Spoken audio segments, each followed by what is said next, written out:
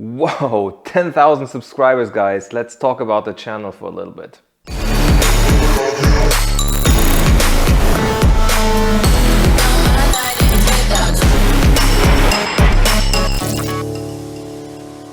What's up, my biker friends? Welcome back to another video. First and foremost, thank you so much for your support over the past 3 years. The channel's been around for 3 years.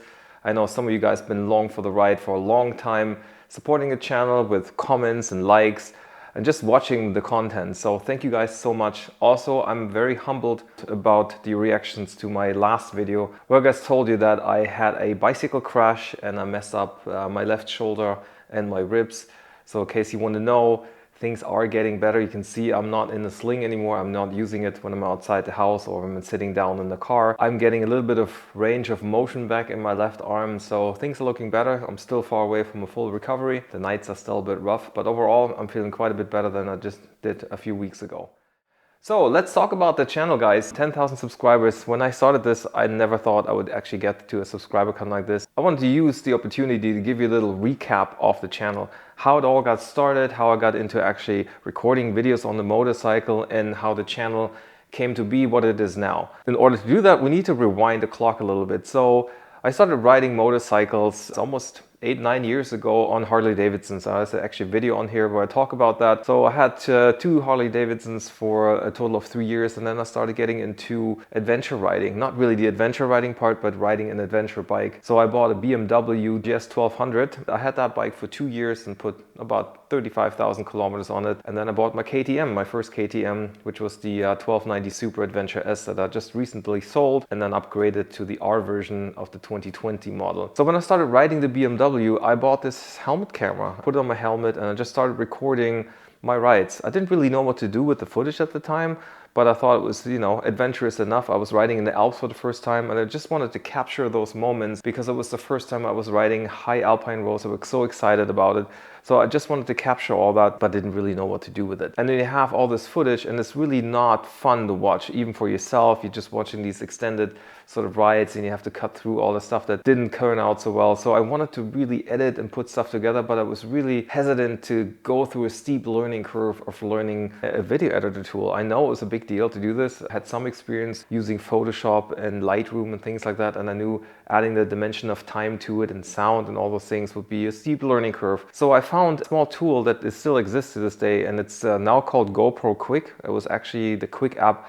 Wasn't developed by GoPro itself. I think they acquired the company that did this, and it's still there today. I haven't used it in a very long time, but it really was a first step to have very easy video edits. Now I think most of your smartphones do a little compilation of videos and stuff like that, but the Quick app gave you a little more opportunity to choose the right sounds to it, and you could cut and change things around a little bit. So the first videos that I actually edited were on my iPhone app. So I just did this for myself, just putting all the clips together and putting a video out there. And actually there's still a couple of videos out on this channel that was still edited on a smartphone. So the Lake Garda and Central Alps app, that was entirely done on a smartphone. It's in HD, it's not a 4K resolution, but all that I was tinkering out on my smartphone trying to get a good video out. And then I was in the US, it was 2018, and I added a drone to it. So I got a Mavic Air. I was on vacation, I had some time, and it was a spontaneous buy. I always thought it'd be kind of fun to have a drone and add maybe drone footage to the mix. So I bought the drone there, and I rented a motorcycle. I rented a Harley Davidson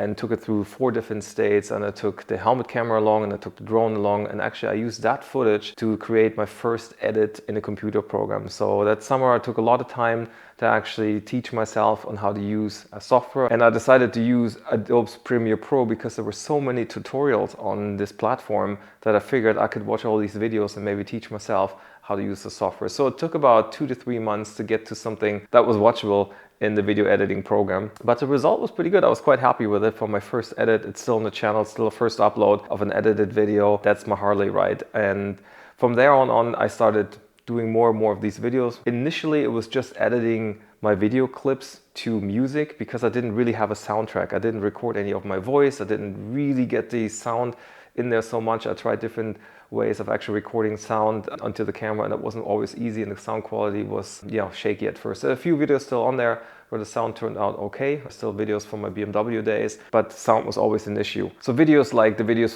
from Sardinia, my first Black Forest videos, the Vosges Mountains, all that stuff is edited primarily to music. And then the next year, in 2019, I started to talk into the camera, try to maybe give a bit more context into it and try the sort of vlogging style. So the series for the Black Forest and the Vosges Mountains, which I went back to with Thomas this time, it was all in German at the time, and I wasn't quite sure what to do with the language. I mean, I know it's been a few comments, especially from the German speakers, saying, why don't you do this in German? You're German, you can speak German, why don't you do the channel in German? And I was kind of torn. I first spoke in German. I just wanted to make it accessible for a wider audience because I like watching content from other countries, and I know they're not speaking in a native language, and for me it makes it accessible. I can actually listen to what's been said. So I wanted to do something that has a wider reach, but it was really cumbersome of translating all that German into English, and I didn't really like the captioning of that. I didn't really enjoy the process of that. So I decided after that, okay, let's focus on one language only, and that's when I started to do everything in English and do the entire channel in English.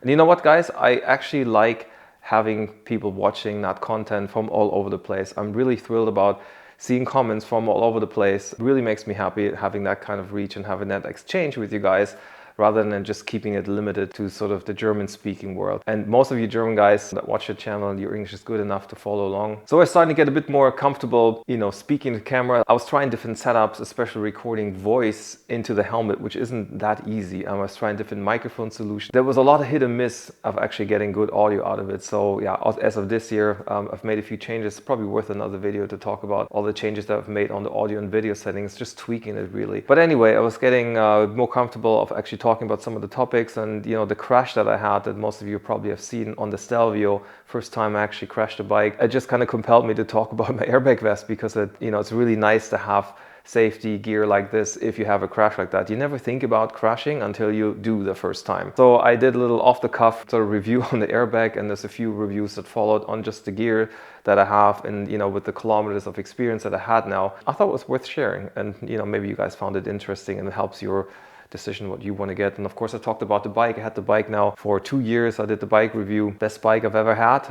Did a review in that, talked a lot about changes that I made, especially when I started fitting it out for off-road riding, because as most of you guys know, 2019 was also the year I started getting my feet wet with off-road riding, that big adventure bike. You know, the crash basically damaged the bike enough that I said, now, well, it tipped over one more time, I might as well take it to the dirt now. And in 2019, it was the first time I actually went to the Enduro Action Team to take this big adventure bike off-road riding, and I enjoyed it so much that then in this consequent year of 2020, I was back at the Enduro Action Team quite a few times. And of course in 2020, the pandemic hit, so we couldn't really travel that far anymore. So I stayed pretty close to home and focused a lot of it on the off-road riding part. I went a lot of times to the Enduro Action Team, and then finally we got to travel again in the fall, and yeah, we had a small group of riders, and it was the first time that I actually got to see the West Alps in a completely different light. And I'd been to the Alps many times before that, but this time it was actually off-road track. So really enjoyed doing that. Enjoyed it so much that I actually changed my motorcycle from the S model to the R model this year, and I had a lot of plans what to do with this year. And then as it so happened, that crash scrapped all those plans, at least for this year, and benched me from riding for a while. But I'm hopeful that if my health progresses the way it is now, that maybe and an off chance I still be riding for a few weeks this year, maybe in October, but it's too early to tell if that's going to happen or not. So if you stuck around long enough and you're wondering what kind of a hoodie I'm wearing, there's been a few comments on that as well. I've made these for myself in the past. You know, I have the logo, it's a vector graphic that I actually did a while back when I had a little bit of time.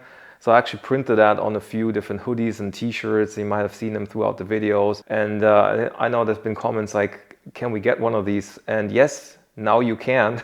I actually took the off time that I had, and I put a few of these hoodies and t-shirts on Teespring. There's going to be a link in the description of the video. It's going to be a link on the channel start page, at least if you're accessing it through the computer. But if you're interested in this, if you want to support the channel, if you like this logo on a hoodie, this is actually from Teespring. I actually got that yesterday, and I'm really happy about the quality. I'm wearing an extra large. I'm a 1.80 m. A large would have been way too small, so I like to wear it a little more baggy. And the print's awesome too. I like the print quality of it. It's pretty cool. There's more stuff coming. I wanted to order the stuff for myself to see if the quality is decent enough. So if you like it, if you want to support this channel, I'd really appreciate it. Guys, I see you in the next video. Until then, ride safe and stay awesome.